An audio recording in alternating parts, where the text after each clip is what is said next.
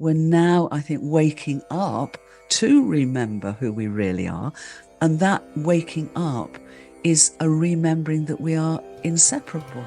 So we are unique. You know, the universe doesn't do blandness. The universe does not do uniformity. Its unity is radically diverse, and we all belong within its unity.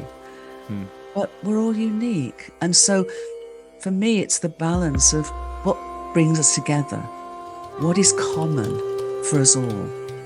We all breathe. We're all human beings. At least, you know, our species, we're all human beings. We're all planetary beings. You know, there are things that join us and are common to us.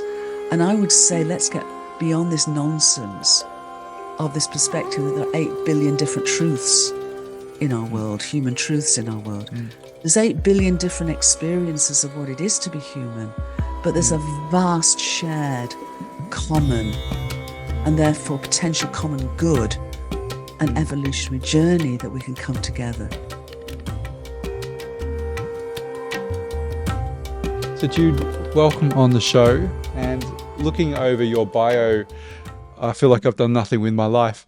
The amount of things you Oh no! it's okay. I settled myself to think, well, at least I have a nice wardrobe of clothes. But you've got just an absolutely unbelievable life experience with many different threads running through it and accomplishments, all culminating in what I perceive to be a very beautiful and holistic view of us in our place in this incredible universe, which is your most recent undertakings. But do you want to just give a quick backstory to the listeners over, firstly, so for people who don't know you, your current work now, and then the path that has led you there? Because I think a lot of people sort of can feel at times stuck in what they're doing, and they think, well, is this it? And you're definitely someone who shows you that you can transform and change what you do and sort of who you are at any point in life. I think thanks, Paul. It's lovely to be with you. And Thank you. I think this is so important that we perhaps the only thing we can have at the end of the day is a choice. You know, choice. And those choices may seem very, very narrow sometimes. There may be just ostensibly one choice. But I found throughout my life is that there are choices, there are choice points. And my guiding sort of North Star throughout my whole life has been, what am I curious about? And what brings me joy? And how can I serve? I mean, those three really have been pretty much my guides. And so that's, as you say, that's taken me on a very scenic route. From growing up in the north of England as the daughter and granddaughter of coal miners. Yeah. Wow. Then my dad passed over when I was young, and my mum brought myself, my younger brother, up on her own, which in those days was even more, I think, challenging than it is now. But what she did in very modest circumstances was just shower us with love and shower us with the possibility of who we could be. And my brother and I have led very different lives in that regard. But, you know, they've both been lives that I would say, I hope we can both look back on and say, we didn't regret anything, either of us.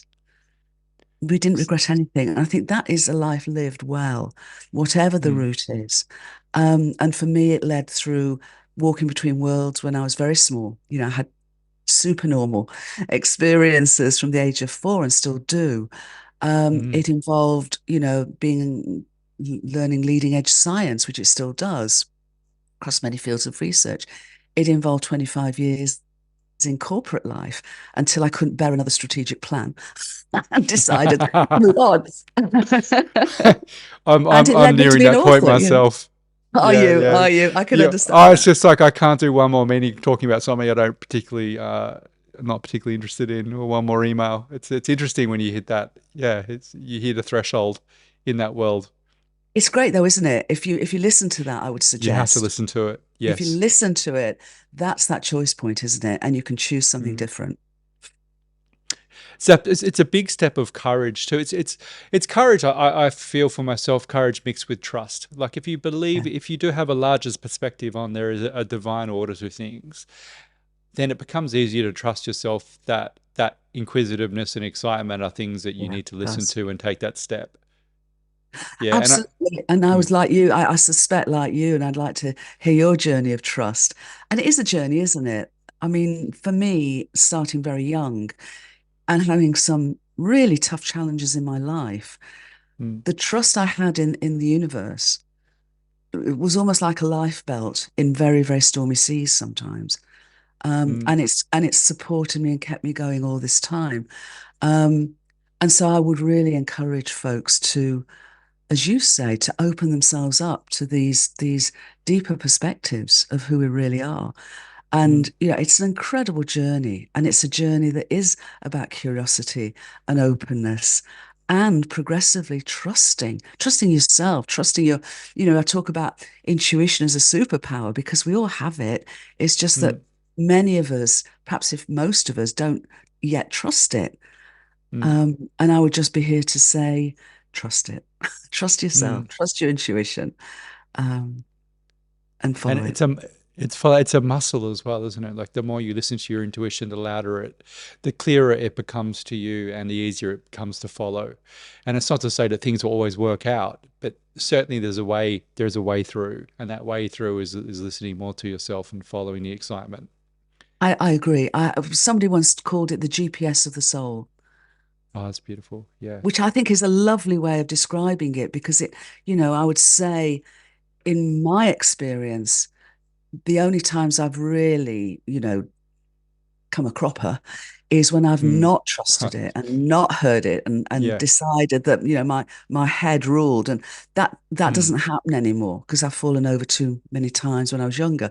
So I don't fall over in that way. When I have an intuitive insight, I honor it and I trust it. Mm. It's so beautiful to hear. So with just to circle back very quickly, so and it's not to disparage coal miners, but as a coal miner's daughter, to going to Oxford to study physics.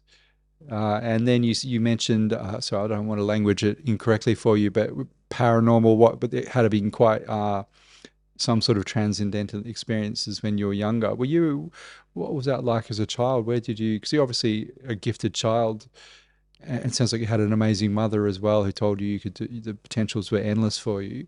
Mm. Um, I guess there's two questions. Like, how were you? I'm very interested to how you position those experiences you had with the transcendent when you were younger and how you feel they informed, if they gave you any access to superpowers, for want of a better, or a deeper Well, we all have connection. access. We all have access We all have to access those to superpowers. I superpowers. mean, that's our Yeah. natural state. That's our natural state. And I mean, interesting for me, I was experiencing whether it was out of body events, precognitive dreams, telepathic communications, um, being clairvoyant, clairaudient, hearing Mm, discarded voices on an inner level. And from a very early age, feeling very comfortable with that because when you're 4 years old, what it's natural. It's only, if we are taught at mm. school that they're imaginary or home, they're imaginary friends. My thing was I didn't tell anybody. Didn't even tell my mum. Smart. She smart. I was so smart. Yeah, I smart mean, back then. she would have absolutely accepted it. But I know in hindsight that if I'd have been sharing all of this at such a young age, the vast majority of the people in my environment Mm, would not have accepted it. And that would have probably shut me down. I mm, was pretty much a cuckoo mm, in the nest anyway, in terms of the way I looked at the world and how I was. But I mean, that would have, I think, shut me down. So the fact I didn't, it wasn't a smart move. It just didn't occur to me until I was much, much older. And by that stage, I was comfortable enough in myself that, if somebody else said something, it really didn't bother me. But what I did find is that when I was into my sort of early 20s and beyond, people would do to me what they used to do to my mum. They mm, would come to me if they're in trouble. And I didn't ask for that, but everybody in the neighborhood came to mum if they had a problem. Mm. And her wisdom and her kindness and her love and her practicality was absolutely, so understood around our neighborhood. But people would come to me in my early 20s and onwards and say, I've never told anybody else about this, and they'd share their own experience. And that then, encouraged me to share mine and then to continue to share mine as a sort of a comfort blanket for others to be able to share theirs and realize Mm. it's natural because this is who we really are. Mm. Yeah, I mean, it's difficult with the materialistic view that I think that we're still raising so many children with the schooling system. Yeah. And if I look at, I've mentioned this before, I don't want to harp on it. But I have a sister who's deemed schizophrenic, but she, when she was younger, would say that she heard voices and so on. And I think in hindsight, and it's always easy with hindsight to reflect back and go, well, this could have been done and that could have been done. And people do the best at the time. But she was deemed, that was just flatly deemed, you have a mental illness, as opposed to met with inquisitiveness and, okay, what are you hearing? Where Yeah. might this fit? It just did not fit within the paradigm of that's not normal. Like Yeah, now it's like materialism what and is normal? separation. Well, yeah, Separation, yeah, yeah. You're not going to obviously make a very good widget in this massive widget factory of money making. Um, Sorry, that's a bit cynical, but it is. It was met with, and also I think fear because we're still coming from the dogmatic religious view of name your particular sect of church in this culture. So it just didn't fit with that at the time. So the positive to that was we have come light years in a 30-year span, like we really have. I agree with you. I agree with you. And my work really is, so many aspects of it, but one of the major aspects of it for the last few years as a cosmologist Mm, and also very much, deeply immersed in evolutionary biology is to mm, bring forward a very much a transformational worldview that isn't that materialism and separation, but absolutely founded on the evidence. I mean, even though I've sort of journeyed through life with this sense of a unitive reality, and it's unity expressed in diversity, and where mind and consciousness aren't something we have, but literally what we and the whole world are, which was very mm, much the view of many of the quantum physicists, and in fact Einstein also. mm, We didn't have the evidence. I mean, you'd say about 30 years. 30 years ago, I could not have written my two most recent books, The Cosmic Hologram, The Story of Gaia, which are full of evidence for this mm, perspective. And when you look at the sort of the references at the back of both of those two books, most of them are actually in the last 5 years. I was literally, the evidence was unfolding as the book went to press. It's continued to unfold since the books went to press and continues to unfold. So we've now got the evidence that is turning that old paradigm, that unsustainable paradigm, that paradigm that, of a meaningless, purposeless, dead universe, and mm, where consciousness somehow, accidentally, randomly, emerges at the end of a long evolutionary arc. That is being turned on its head, not because of ideas per se, although obviously we have to have a model to frame what's coming forward, but the mm, evidence, and it's evidence, Paul, at all scales, from the tiniest to the whole mm, universe and across many different fields of research, that instead our universe meaningfully exists and purposefully evolves from simplicity to complexity. It is a living, and I would say a loving universe. And mm, what this emergent cosmology does is converge with spirituality-based traditions, indigenous traditions, universal wisdom teachings. I mean, when I was mm, growing up, when I was a little girl and I was trying to make sense of what I was experiencing, it wasn't what I was being taught at school that was any good. It was actually being guided to look at the ancient writings, especially those of ancient India and the Vedic mm. tradition, And the Vedics, because yes. they were sharing what I was experiencing. Mm. I when you were saying that, I could hear every single indigenous culture around the world saying "I told you so," or Rightly shamans so. just saying, "Yeah, well, absolutely." I mean, that's just exactly the way that world, the animate world, that all things, and in shamanistic culture where we are incarnated as absolutely everything to experience everything.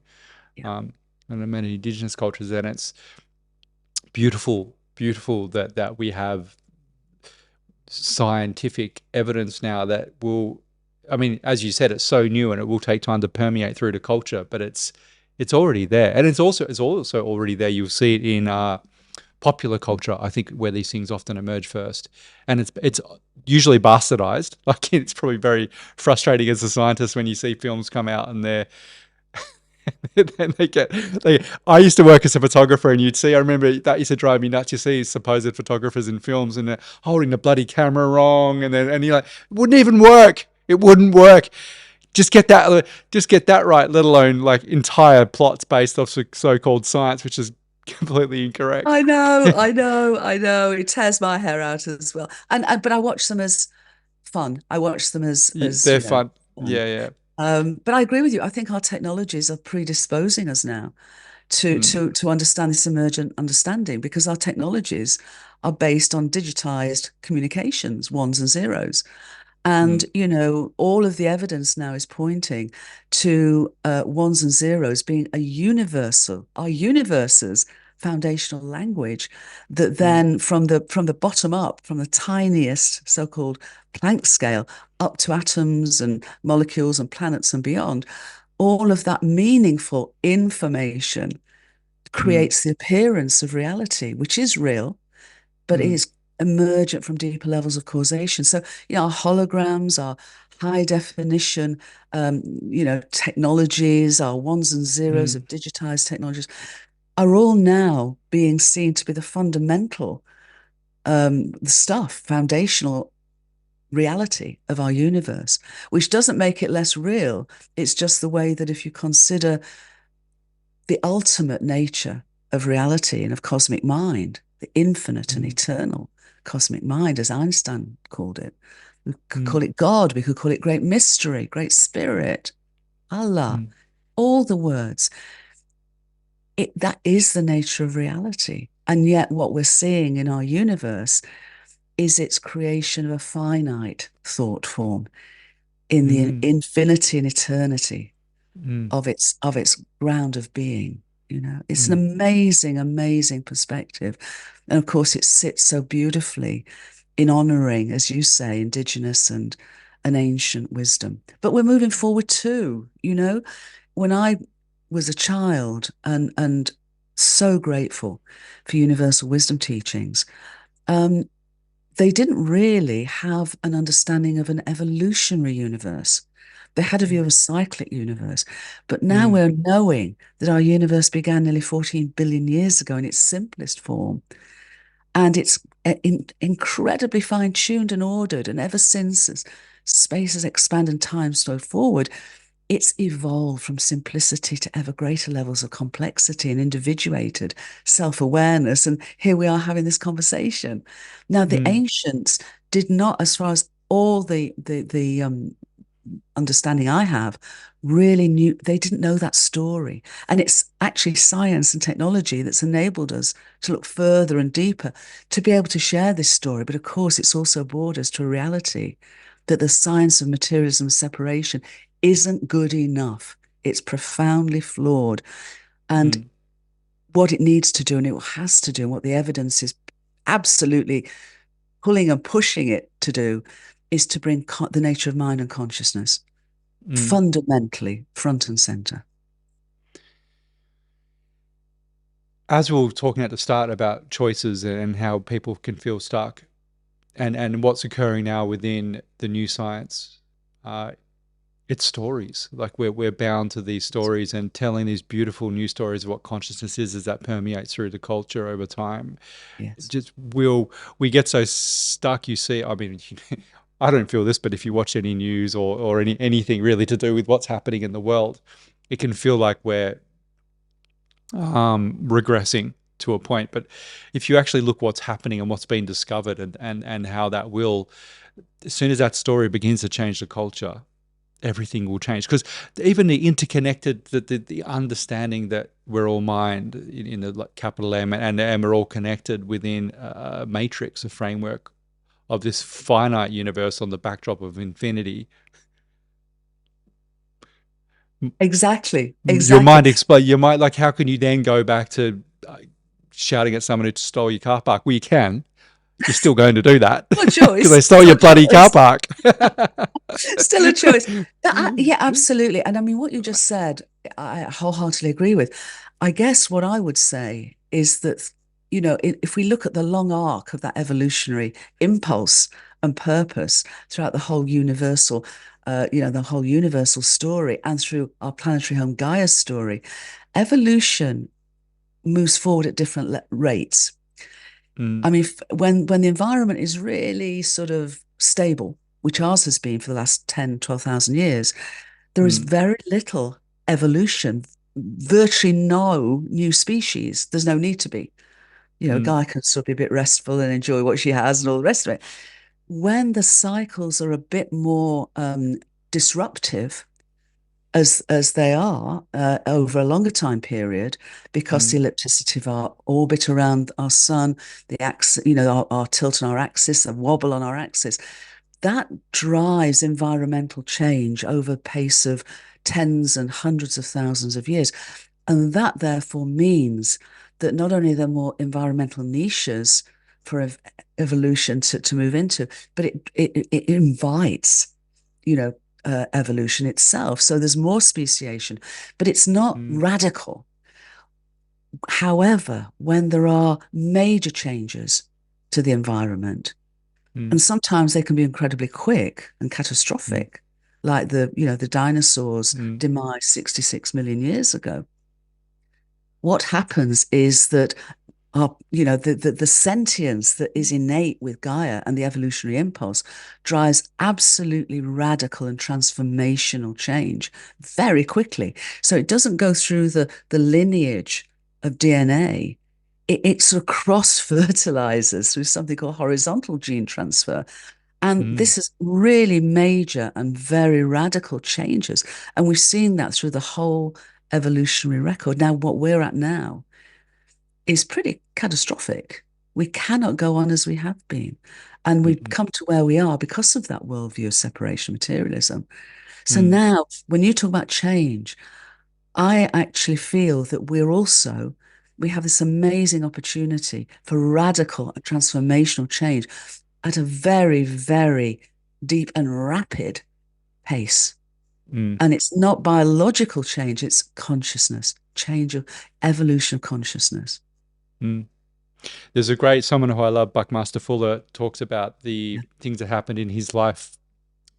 People who don't know his life journey, he had a lot of trauma, including his Yeah. his young daughter dying in his arms, and he had he postured that his was the huge economic and system collapse of the human made systems that would then create this huge shift in consciousness, which ultimately would be for our good because it'd be the shift in consciousness. And he just described his own experience of the trauma he went through that instigated the huge change within him.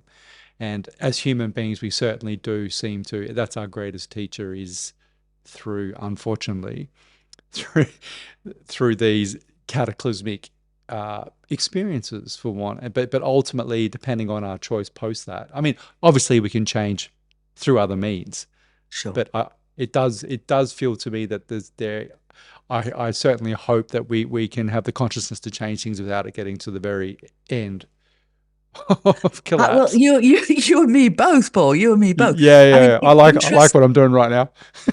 So- but you're right.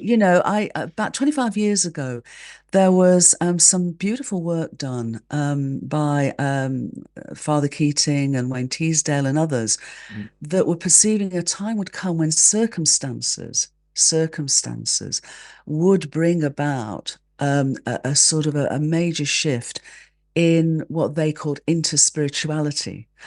And I would suggest that it's not despite the situation we have now, the sort of existential threats that we face now, but because of them. And we I don't know if you've heard the term, but it's becoming common to call it a meta crisis. Mm, And what I'm suggesting is we reframe it as a metamorphosis. mm, Yeah, because in a metamorphosis, as we know, a caterpillar, which really pretty much eats everything it possibly can until there's nothing left mm, to eat, goes into a cocoon, a chrysalis, and basically it dissolves itself into a nutrient soup. But in that nutrient soup is the imaginal cells, imaginal cells. Yeah, yeah, yeah, of the that's butterfly it. to come. Now, Yeah. interestingly enough, I don't know if you know this, but those imaginal cells were born with the caterpillar, but the DNA within them was dormant. Mm, So through a sort of species that goes through metamorphosis, there's those sort of deep seeds of mm, potential that are there, and it needs whatever it needs for them to emerge. So I would suggest that, if we can reframe this time as a potential for metamorphosis, but to mm, actually emerge as a butterfly species, not just our bodies don't need to be transformed, but our mindset does, our mm. worldview That's does. Yeah, that's incredibly that's powerful and perfectly put. It's more the and it comes back again to the feeling of people not being able to change, whatever that may be. We have our patterns of the way we think we want things to be and are, Sure. but ultimately it's just the way we perceive it changes, and then everything changes, and we realize it's actually a lot better. This other way, Yes, a lot easier and more yes. harmonious, and all the things we thought we needed to feel safe, we actually don't need at No, all. absolutely, because that need for safety is really comes from a worldview of separation. And Yes, I would say a yes. dis-ease of separation, because then Yes. fear, I would say, and of course, for tigers chasing us, I think fear is a great Mm. thing. It Yeah, makes yeah. us run, but chronic fear is disabling. And I Mm, think, as a worldview of separation taken to the extremes that we've pretty much taken it to, embeds, has inevitable trauma. And mm, yet we're now, as we started off with, we've got the evidence now that says we are inseparable. That reality is real, but separation is an illusion. And we're unique. We're unique microcosms of the innate sentience of our living and mm, evolving, I would say loving universe. It literally seeing that world, the world through these new eyes. That's what a butterfly does. The eyes of the eyes of the caterpillar dissolve in its dissolution. The butterfly mm, develops new eyes, and the new eyes of the butterfly are multifaceted. They're extraordinarily complex compared to the ones that the caterpillar got around with. It seems to me that this is an evolutionary invitation from our universe mm, to really see the world through these potential new eyes. And my goodness me, what a world is mm. waiting for us to truly discover, and our place within it, our evolutionary place within it. So I have a statement, then a question on that last thing that you just said. But have you heard of Richard Rudd's work? Who he wrote the Mhm. Gene Keys, and He's a yeah, lovely, lovely man. Lovely he's man. a gorgeous man. But that's very reminds me. I can't remember which gene key it is where he talks about the exactly. I think his thing is the firefly, but that mutation in the gene which will all of a sudden switch and turn on, and the new people coming through will already have this consciousness, um, which is his was more of I don't know if you know Richard Rudd, but I mean you do. You don't miss me and other people listening in terms of that was more of a download, a spiritual download, as opposed to And there's studying nothing wrong with physics. spiritual No, downloads. I have hey, I'm all great for honor. it. Yeah, I'm just going to say you're not going to find any peer-reviewed studies to to back that one up. So just on you mentioned our place within the universe. So with taking in light of we're on an infinite backdrop of potential, and then with this finite, and you put it so beautifully. Instead of the Big Bang, it's a big breath. So the universe breathing Mm. herself or themselves into existence is such a gorgeous analogy. Uh, but even that, which I found very interesting, because people often, when they refer to universe, they'll refer to time and all these other aspects and just say they're infinite, when actually the universe is finite. So, but then it makes perfect sense if you think that we are here, whatever your belief system is, but we need some sort of boundaries for Mhm, any game to make it mhm, interesting. Because if it was just borderless and ruleless, mhm. where would be the and didn't have certain uh, rules to the game, it would not be interesting. So where do you, so on that premise of infinite backdrop and then finite universe, where, I kind of want to ask you the question, if you think where do you think we originated from? Do you think we potentially could have come from another place, or in your experience we have come out of the earth itself? It's a I'm not sure if I've gone too far off piste. I No, you're apologize not. if I You have. know, no, my piste is very wide, so Okay, I wouldn't good. bother about going off piste. I've just snowplowed to the I far wouldn't bother left. about going off piste at all. Okay, Um, good. if we consider going back to this perspective of our universe being a finite thought form Yeah. in the infinite and eternal mind of the cosmos, then our finite thought form, our universe soul, if you like, a universe soul, the soul of our universe as a sentient being came into being 13.8 billion years ago as a baby universe in that sense. The tiniest, most minute beginning, and yet with everything in it, just as when a human baby is born, to then grow and learn and experience. So, what I'd suggest is that space began in its tiniest and yet exquisitely fine-tuned and most and lowest what I call entropy, which is its informational content. So it moves Mm, beyond the old notion of entropy and order mm, disorder, which was very muddled thinking, but to this idea that, mm, entropy, informational content, was at its smallest at that point. And the laws that, the laws of physics require that entropy can only increase through time. So, of course, with space beginning that tiny first moment and time itself flowing from that first moment, um, essentially our universe's big breath began. Yes?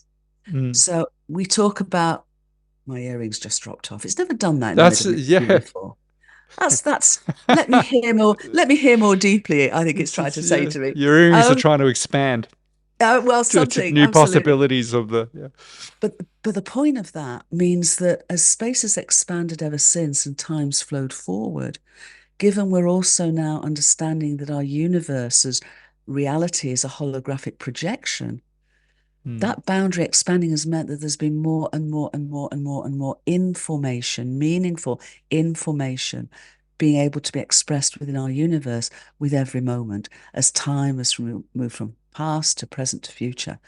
Now, what that means is that we essentially began when our universe began, because we are, as the ancients tell us, of sparks of the great flame, droplets of the great ocean.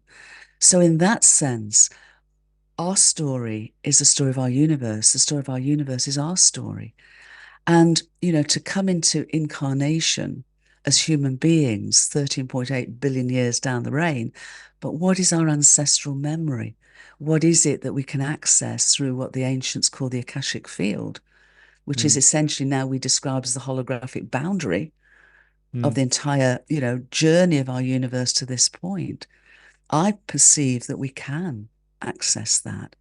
And who we are, the Paul of this earth walk and the Jude of this earth walk, we're spiritual beings having this human experience. mm, And so when we come to the end of this earth walk, rather like taking off our clothes at the end of the day, we can mm, take off this human form at the end of our lives. But I would suggest, and the evidence is there, and I've had my own personal experiences, mm, our sentience, our microcosmic, individuated sentience continues. mm, And it may continue in that way to the completion of the great thought that is our universe. mm. There's two directions I'd like to go, but let's just go with this one first, with connecting to the Akashic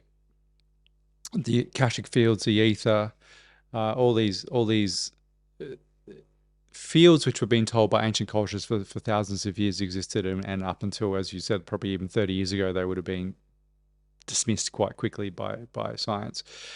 I've had personal experience with accessing some information through meditation and practices, and it's very interesting. I get sort of just enough, like, because you also don't want to destroy this particular incarnation with knowing too much either. Like, if you knew everything, it would be boring. Absolutely.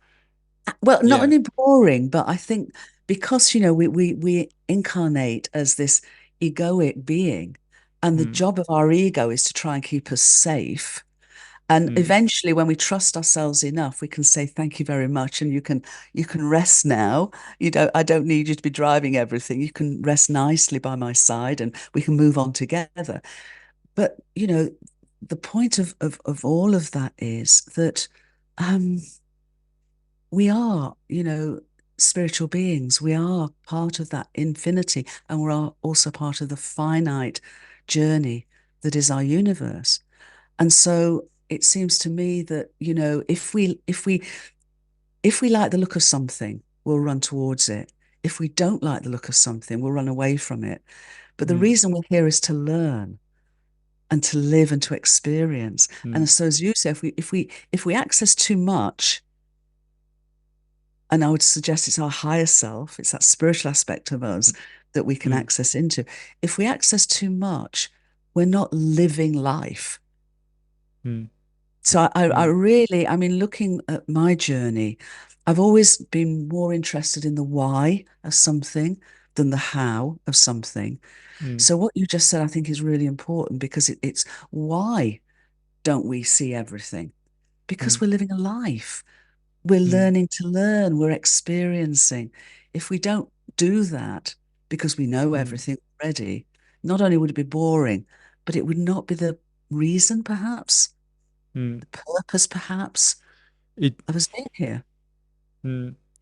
There's what's his name? I read a book recently called LSD in the Mind of God by Dr. Chris Beisch. He's a Have I you was read? with Do you know? Chris 2 days. I was with Oh, Chris you're on kidding me! Saturday. I'll tell him he needs to come on the show. What's he up to? Is he busy? He's very busy. He's Call him traveling. now. Oh, is Oh, he? I Okay. will. I will. We're No, together. We're together at an amazing conference called Your isn't what a Time. co.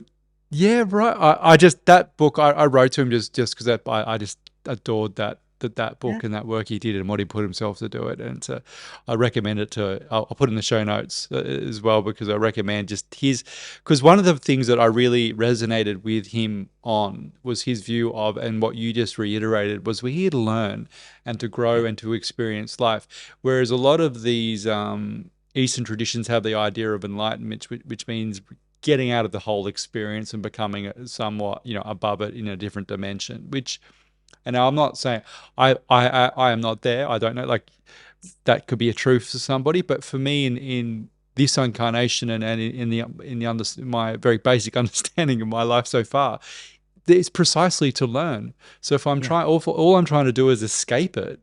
It doesn't, and it's not to say to find higher meanings of consciousness and higher awareness, but the livingness of that, the beingness of that, is what life is. Yeah, and I would add to that, and I wholeheartedly agree with you, Paul. For me, it's not about escaping from Mm, this amazing opportunity of an earth walk. But it is expanding our awareness to a greater sense of who we really are, and then bringing that awareness through my human experience. mm, And I think that's the perspective that Chris mm, also takes. mm, Um, because we are multidimensional beings, we are spiritual beings having a human journey. But if we absolutely perceive that and expand our awareness, we could then bring that through with, I would suggest, and certainly my own experience, a deeper appreciation of the whole journey of our universe. I mean, it's an extraordinary story over 14 point billion years, you know, guided, nourished, nurtured mm, by this immense sentience that mm, is our universe. And we, as its microcosmic co creators, what an opportunity. mm. So you said, and this ties into what you just said with we're us being co-creators, and then earlier you said, which might have stumped some people, we live in a holographic universe. Yeah, just that's the mechanism. That's the most elegant, simple, genius Mm, way for an infinite and eternal cosmic mind to create this learning lab, this playground. Yeah. To mm, call it hologram, we use those terms because we've come to a point in our technologies where we understand that holograms are created from light and that they are mm, innately relational. So the whole of a hologram is expressed in every scale of its pixelation, just as the whole of our universe is expressed in every aspect of itself. And mm, again, that's ancient wisdom as well. But just because we say it's holographic, the last thing I would want to suggest is it's not mm, real. It is real. It's just this mm, incredibly mm, wonderful and ultimately simple way of co-creating a universal thought that is the playground and the adventure and the learning lab that we're all part mm, of. mm. I find that that narrative of we live in a simulation, and it's a really it's again for me it's the tip of the spear of materialism almost, because it's this overly dominant masculine view that, oh yeah, well it's just a simulation, so who cares, what is it, you know. That for me is yeah, I agree with you. And I find that potentially very, very dangerous and hugely disempowering. Mm, And, it's not even logical. A, we've got no evidence for it. We've got no evidence for it whatsoever. But all it does is kick the can of consciousness into the long grass. Because if we're a simulation, then who's the simulator? mm. And Oh and well, it's most, an ancient civilization, it's another yeah. civilization who's more advanced, but then what But that about the just kicks feelings the of can down the love? road. Yeah. Yeah, but no, but it's also like, just it's also for me like, just go sit out in nature. Like, how does that make you feel? Like, how does love make you feel? How does caring for your dog or something make you feel? And then you tell me, Exactly. oh, it's just a simulation. You're like, how disconnected does one need to be from their emotions? I agree with you. And I think I find it very sad. And it Mm, is quite a masculine perspective. And it's one that really is not. But how can I put this? What I hope we're sharing is an invitation. mm, And it's an invitation on an adventure that is so wonderful and so miraculous and so empowering and so mm, meaningful and so purposeful.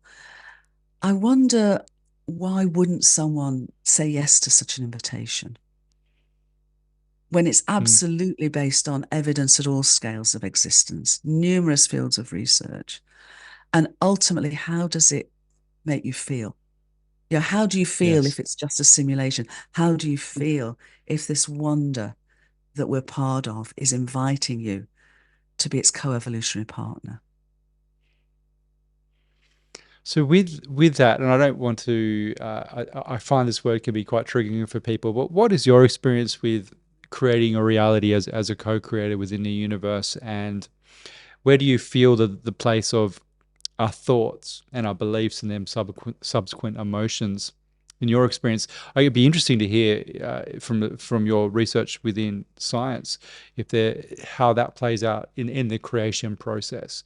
Because if you and I'll just give a very, very quick backstory in terms of my own experience in life with this, which I think a lot of people we're all similar in this experience. Like when you're being overly negative, and you're feeling like your life isn't headed the way you want it to, and this could be a long period for years, it could be a day, it could be an hour, and then what you find is it's self-perpetuating and self-fulfilling. You will create that reality for yourself. And then equally, when you're feeling optimistic, there's other options. You find the way through, and you begin, your life starts reflecting that. Mm. So there's literally two realities within this reality which are open for you existing at the same time. Uh, I know Yes. I'm not getting into a multiverse. Sorry, No, I know you're not. but, I know you're not. And but I'm I I'm just really mean, grateful. I'm really grateful you're not, but I yeah, appreciate you're not. I guess the word reality now is banded around a lot, as is okay, truth, as is yeah, truth, my truth, your truth. yeah, Well, I don't agree with that. There is the truth, and there is my Mm. opinion and your opinion. And as someone who's followed the Controversial. evidence, controversial, It's I'm not amazing that worried is about. controversial. It's just not. No, sorry, go on. No, it. I I don't think mean, it's controversial at all. Like I think the fact that we've now become to the point of where people feel like they can just make things up, and yeah, that's fine. It just it's doesn't not. fit with the laws of the universe, really. It doesn't. It doesn't. I was very early on. I was very much guided by some amazing mentors to follow the evidence wherever it leads. And that's Mm, been one of my mantras, to follow the mm, evidence wherever it leads.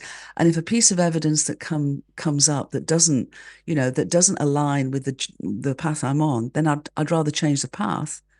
mm, If the evidence is as good as it can be, I'd rather sort of change course than I would carry on regardless and deny the evidence. Yeah. So when mm, we talk about truth, that's the sort of sense of which I'm talking about truth. mm, The truth, the truth of a universe that began nearly 14 billion years ago, the truth that, we're here having this incredible experience on a planetary home. Those truths, the truths that, our sun is at the center of our solar system, those truths. I then have opinions, and I also have mm, subjective experiences that not necessarily concur with other people's. That's fine. But it's mm, when we talk about my truth, your truth. No, this is my experience, which may not align with yours. This is my opinion that may not align with yours. But when we get mm, into the long grass of everybody's different truths, then we have no truth. We have nothing to mm, stand on. We have mm, nothing that actually can bring us together. And it seems to me that, we mm, have an opportunity with all of the journey we've been on to date. We're now, I think, waking up to remember who we really are. And that waking up is a remembering that we are inseparable. So we are unique. The universe doesn't do blandness. The universe does not do uniformity. Its unity is radically diverse, and we all belong within its unity. mm, But we're all unique. And so for me, it's the balance of what brings us together, what is common for us all. We all breathe. We're all human beings. At least, our species, we're all human beings. We're all planetary beings. There are things that join us and are common to us. And I would say, let's get beyond this nonsense of this perspective that there are 8 billion different truths in our mm, world, human truths in our world. mm, There's 8 billion different experiences of what it is to be human, but there's a mm, vast shared common and therefore potential common good and mm, evolutionary journey that we can come together mm, to take these next steps into its adventure and its mm. invitation. And embracing, as you said, like the unity. What did you say? It was absolutely gorgeous. The unity, but the radical diversity within the unity, and it's but without and when we forgo the unity process, which is basically the foundations of which is love. I mean, how else could you describe a benevolent This is universe a like this? science of love. And I would Mm, say, as I mentioned earlier, Paul, for me, because for me, the deepest description of what love is relationship. And our universe is innately relational and mm, interdependent at every scale. We literally live in a universe of love, and therefore we're love at our deepest being. mm, And the science that mm, I share is the science of love, essentially. mm.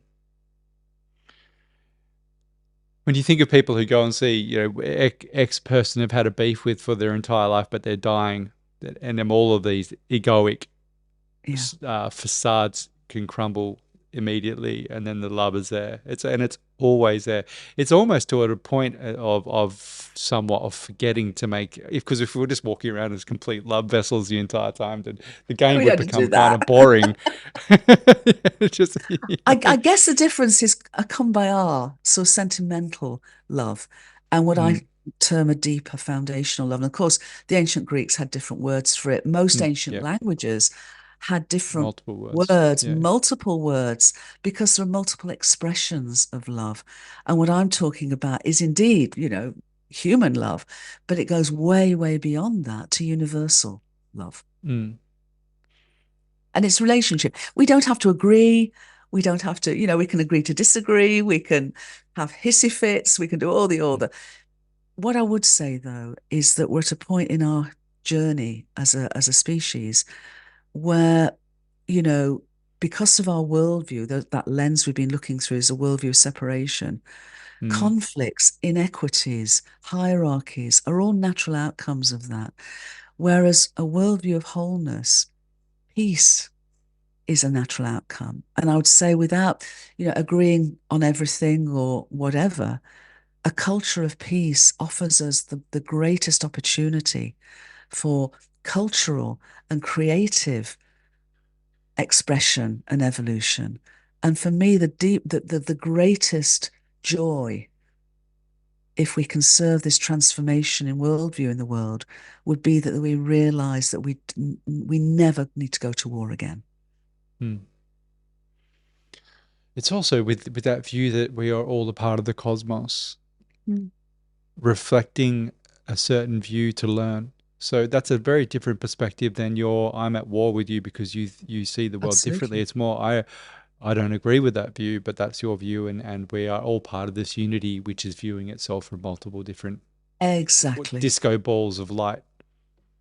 Exactly. To- And that's how the ancient, not quite disco ball, but Indra's net, which is I'm pretty sure it was. I'm pretty sure that's in one of the it Vedas might have been was disco a ball disco ball. exactly.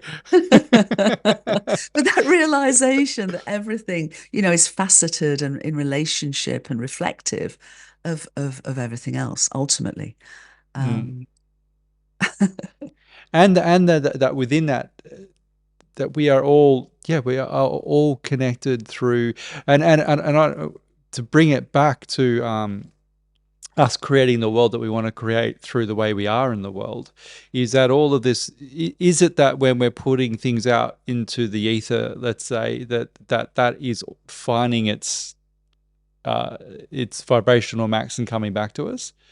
Is yeah, I mean, there's our universe in its entirety is essentially not just interdependent, but resonant mm, and is absolutely replete with harmonics. So, there's ancient wisdom, but there's modern, there's also physics and science that what mm, goes around comes around, and there is that sort of principle of reflection. And you mm, mentioned it earlier, if and we can see it through many different ways of exploration. But if our mm, but if we're essentially positive, then the reality of our lives will be more positive. They could still be very challenging, mm, but it will be more positive than it would be if we weren't positive. mm, If we're coming from a place of love, then we're far more likely to have that love reflected back mm, to us. So mm, again, what we give, we receive. It's basic. It's basic metaphysics and it's basic physics. mm. it's it's that what we were saying again at the start, the excitement and the inquisitiveness, also that surrender and that courage Yeah, is it's a very different perspective to come from, and it's taken me a long time to learn. I don't think it's not easy, but rather than that pushing, yeah, I need to go and do this, I need to go and study this, I need to do this job, I need to get these things because that is what is deemed success in my culture and that will make me feel fulfilled, as opposed to I'm interested in this is making me excited, what is over here, and I have no idea what may come of this, but I'm gonna lead with that. And it's a much more exciting way to live, because and less depressing, because when you so I was just going to say, when you're trying to control the outcome, yeah, because yeah. you have a perceived outcome, anything that falls short of that outcome is going to make you unhappy. And the reality, absolutely. And the reality is, we don't control. We have this illusion of control, and we can Mm, push it and pull it as much as we like, and we'll get a degree of ostensible control. But it really is a degree of a much, much bigger story. And I think you're right. So many people, I work with some amazing teachers that are serving people in big organizations, small organizations, regarding conscious leadership. Because many of the folks they're working with have come to that point of being ostensibly very successful, but foundationally unfulfilled and mm, feeling more and more empty because they're trying to feed something from without, whereas they're starving within. So, there are many, many folks now working across globally to help people who are in those situations to have a both and mm, life, to find joy and fulfillment in being a marvelous accountant or lawyer or CEO or whatever it may be, and not feeling they have to walk away because the structure and the system is so antithetical to what they're realizing within themselves they need and that mm, nurtures them. Yeah. mm. So some people, yeah, can say, look, I've had enough. I've been an international banker and I want to be a yoga teacher. That's lovely. But we need folks who are teachers and accountants and lawyers, at least for a long time to come, probably, but with this perspective Yeah, and yeah, yeah. therefore ethically behave, that behave in wonderfully beautiful, caring ways Mm. rather than driven by that old paradigm perspective of materialism and separation. It's funny. It's funny you should mention because every time you hear someone, and I would have done this too, when you hear someone say, "Just follow your heart and your intuition, you'll be fine," you always conjure up someone moving to Thailand and becoming a bloody yoga teacher. It's like it Yeah, and that not ever doesn't mean Thailand that. isn't big enough. Thailand is not big enough We to all have can't be yoga teachers. We all like who's no. going to be the student. It's like Exactly. it's Exactly. so funny. Like, no, of course you can still be like that. Could be literally absolutely anything you're inquisitive in. Exactly. It doesn't need to look at. That's the whole thing. It doesn't need to look a certain way. It's just, Uh, I guess it's been talked about in communities where there are more heart centered communities. But the more we see that, I I watched a show, a series actually recently on Gaia, which was to do with QHHT, Dolores Cannon's work on mhm. regressing people and getting to do their past lives, Yeah. which is fascinating in and of itself. But what was I found the most beautiful thing about the show was that it included no one from the New Age spiritual community whatsoever. It was just everyday. Like one of the people I really resonated with used to be in the army, and he'd Yeah. been really high up in the SAS or whatever it was in the UK Army, and wanted just answers to what was his next step. Yeah. And it was so beautiful to see that this obviously the consciousness and the light goes through everybody and everything, but just that we don't hear enough within these conversations or on certain platforms about how it includes It everybody is includes interested in this in some everybody. level, and it's Yeah. not just people in Thailand drinking coconuts teaching you Ashtanga. That is beautiful and fine too, but it's the postman, it's Yes. the bricklayer, it's literally everybody, It's and it's literally everybody. I always remember years and years ago, when I was 14, had a Friday night job and a Saturday morning job, stacking mm, shelves in a I did that. Yeah, supermarket. yeah, yeah. Ex It's fun to. Excellent. I got sacked for spilling about 50 liters of milk. Oh, I oh, knocked oh, I oh, knocked a pallet over. It was the most traumatic thing oh. to happen to a 16-year-old. You can imagine. I can imagine. I can imagine. Yeah. But the lady on the till that I sort of stood with to pack the customers, she was one of the most beautiful, generous souls I've ever Yes, come yes, across in my yeah, life. And everybody, because everybody has this deep within them. It doesn't mm, matter. Do what you do because you love it, and you will radiate that love. Whether, as you say, you're a postman, a checkout lady, a nurse, a doctor, a teacher, an accountant, a lawyer, it doesn't mm, matter as long as you bring love to it and as long as you can feel that love within yourself, because that will radiate, does mm. radiate, cannot not radiate. It's also calling it forth from other people with your own. Yeah, Once you start embodying that too, you call it out of, you see it in other people, and it gives yeah, them, you're yeah, fanning those flames. yeah. Um, as we're going back, as you receive what you're also projecting. That was what we were saying earlier. There Mm, is there is a fundamental law of our universe in that sense of reflection, reflected mm, back. And so what you give, you will receive in many different ways, but that is a basic mm. principle of the universe. I'd just like to circle back lastly with, you mentioned the universe being 13 billion point six, 13.8, 13.8 Damn billion it. years old. 13.8. I just failed. But just Not really. just with the yeah, I hope she'll forgive me for the 200 million years. With the it's only a very short period of time, but with the yugas, for example, and Yes. how they would perceive us being in these very long cycles of consciousness, Mm, and consciousness rises, expands, we get to a certain golden age, and then we fall back into the darkened times to continue mm, to learn. How does that, with time, how does that fit with your understanding then of if the universe is finite and expanding within a certain time frame, mhm, does that then leave the possibility for other cultures, for ancient cultures being advanced, for example, and then falling and them us? How does mm. that time work? Because if we think that the universe is expanding on a time frame, then her evolution would match our evolution in some way. But then how does that fit, say, with the yugas where we've already had a certain level of consciousness, but we lost it? Is there a place within that framework for both? I think there is a frame. I think within that framework there is a both, but I think it's a nuanced difference, I would suggest, from the ancient understanding.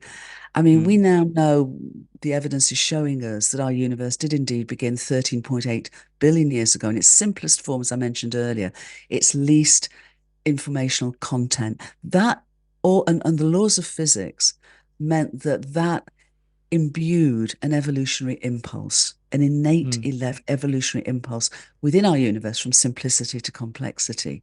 Okay. mm, Now, until planetary systems came into being, and ours came into being 5.5 billion years ago, the universal complexity had got as far as interstellar clouds of molecular hydrogen and prebiotic molecules, complex molecules that were the mm, forerunners of amino acids and DNA and RNA and lipids and mm. sugars. In other words, got to the threshold of the potential for Creating biological life.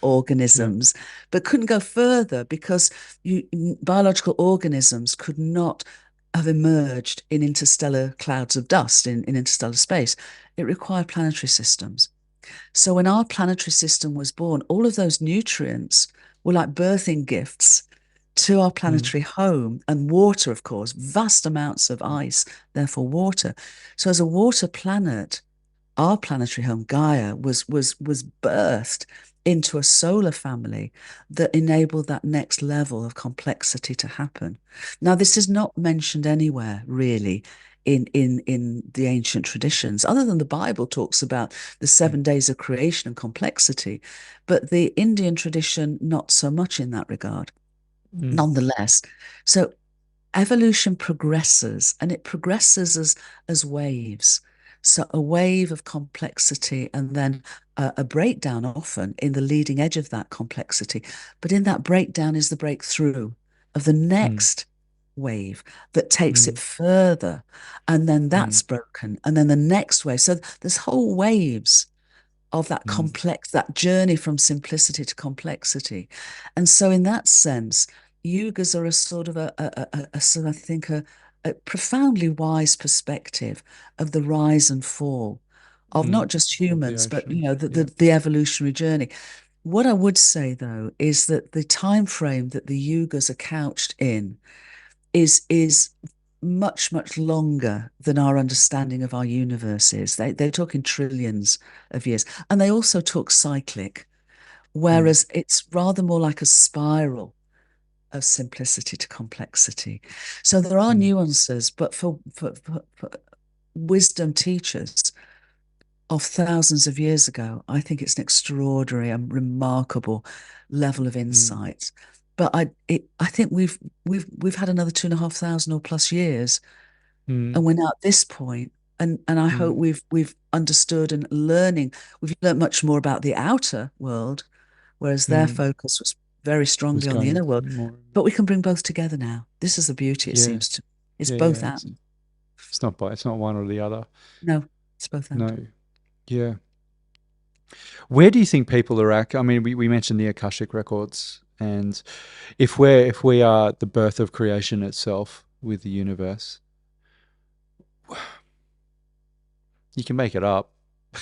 Where do you think all this information is being stored? Because surely then, if our bodies are made of the same thing, the information, and say for the yugas and people writing these incredibly profound texts thousands and thousands of years ago, like it's almost like where were they ch- channeling this information from, or receiving this information? Does Well, again, I would say that, going back to the holographic perspective, the information, the entirety of the informational story of our mm, universe is essentially held on the boundary, that holographic boundary of what we call space-time. And progressively, as space has expanded and time has flowed, there's more, if you like, universal intelligence able to be expressed and evolved within that. So the whole story going back essentially is written already, mm, but the story going forward is not yet written. So they were able to access what they could with profound, because we have what's called non-local awareness, because there are natural attributes, because we are mm, microcosms of our universal sentience. So, within space-time, nothing can go faster than the speed of light. Otherwise, we wouldn't have the arrow of time, we wouldn't have causality, we wouldn't be sitting here. Both and in its entirety, the universe exists and evolves as a unitive whole. That's the beauty of the hologram. mm, Again, it's a both and. So they were able to access what they were able to access because it was natural attributes of a deeply profound interdependence and wholeness. And they, I don't feel they would have been able to realize, appreciate what we do because it hadn't happened. It hadn't evolved. It hadn't been mm, experienced. It hadn't been explored. We're mm. here now, literally, at the Living bow those. wave of a continuing evolutionary journey. Mm, mm.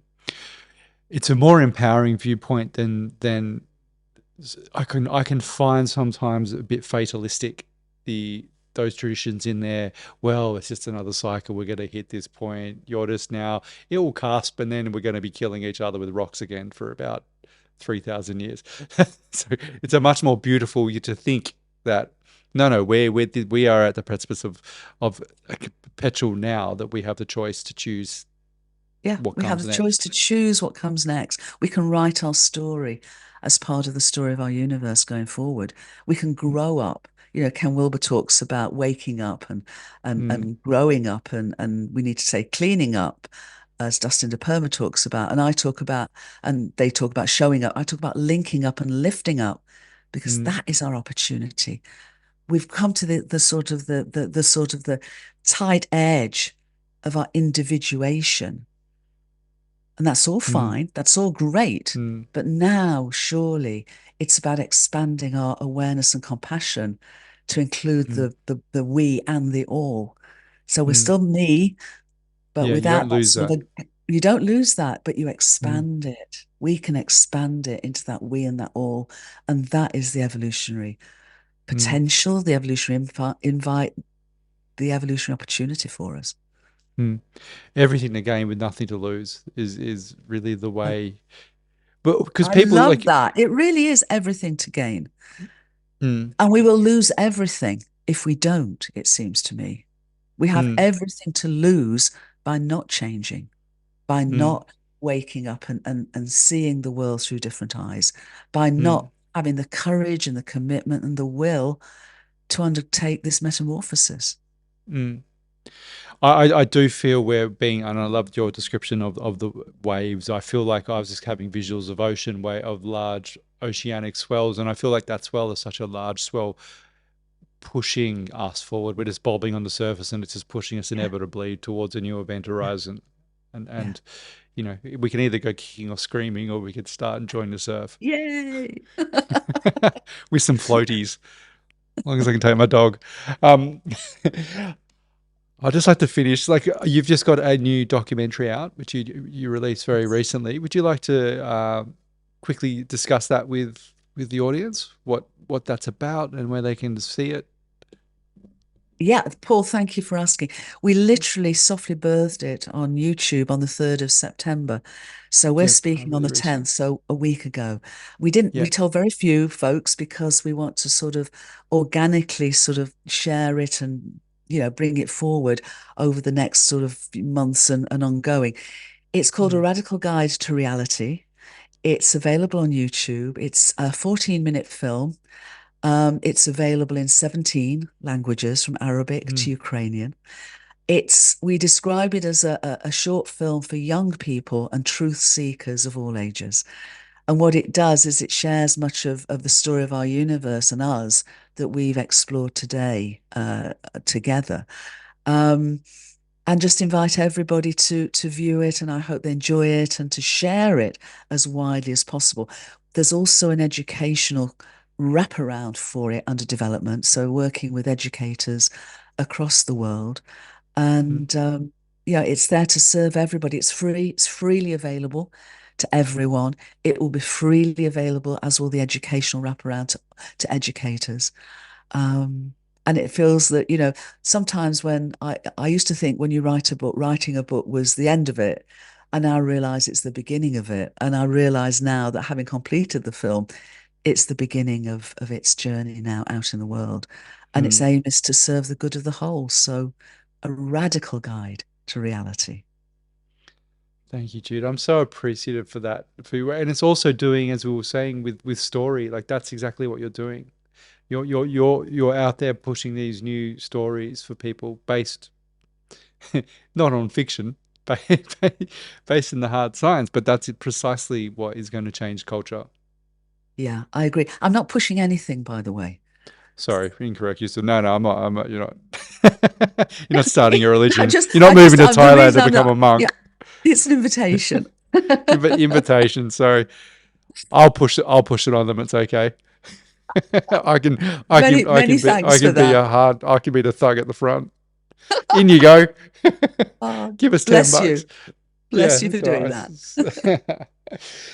Lastly, what's your intuitive feel for what's coming for humanity? I mean, we've already discussed imaginal cells and this metamorphosis, but yeah, do you like given there can be a lot of negativity in the world and we're at a very interesting time Mhm. historically.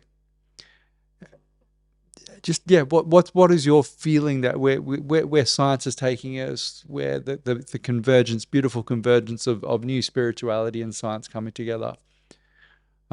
Yeah, just how do you think if you're talking to a young person in particular who's anxious?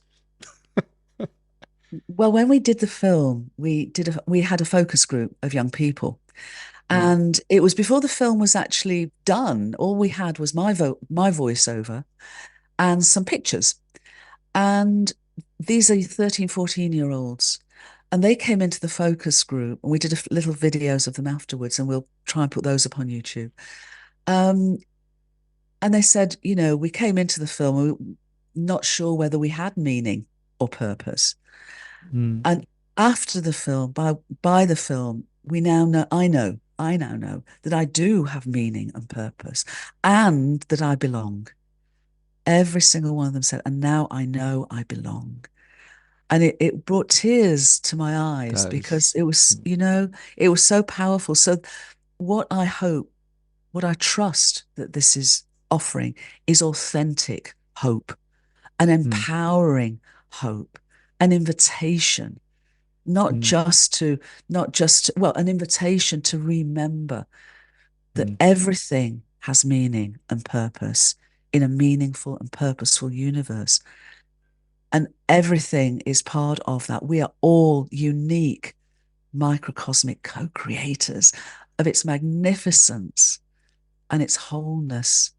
And we are unique because it is radically diverse. gee, that is just such a gorgeous way to finish. And I just want to put a little end to that is that you're inviting, as you said, you're inviting people to discover it for themselves and reminding them who they are. Unlike where we've come from, which has been at some dogmatism and you need to follow me. This is you are your divine, beautiful creator and you're perfect. And here is, and if you need to see the proof, here it is. Yeah. Yeah. Yeah, absolutely. You know, it literally is seeing the world through new eyes. The eyes of a butterfly, not the eyes of a caterpillar, the eyes of an evolving human being. I mean, what an Mm, amazing moment. With mm, all the challenges, with all the turbulence, what an mm, incredible, incredible moment and mm, choice point for us mm, to be here together. mm. Jude, thank you. Thank you so much for your time. And is there any, just where can people find you? Just lastly, I'll put this in the show notes, but do you have They can any, do you want me to find direct people? Yeah, we have I say we, this is not the royal we, this is the group community. Um I'm glad you clarified that. I was just about to say, just clarify that. where's your corgi? You're not going to pop a corgi up behind you, are you? Absolutely. Absolutely. A website called www.wholeworld-view.org. That's whole, WHOLE, world, WORLD, hyphen view, VIEW.org. And there's a Mm, link to the film on that. There's books, there's lots of resources, there's lots of invitations to explore. And obviously then A Radical Guide to Reality is on YouTube. yes, beautiful. And you've written, I think, 7 books. 7 books, yeah. Seven, wow. Yeah. When's the And next one hopefully an coming? eighth. An I eighth. don't know, but it's not quite writing me, but I'm getting ready to be written, if that makes sense. Yeah. Yep. Enjoy that. I'm I, sure I it's a do. difficult. When it's ready, it's a wonderful experience. When you're not ready, it's like, don't even try. Mm, yeah, allowance. Lance. Thank you, Jude. Thank you so much for your time. And yeah, I'll hopefully speak to you again. I hope so, Paul. And thank you so much for all that you're doing. It's been wonderful to be with you today. Thank you.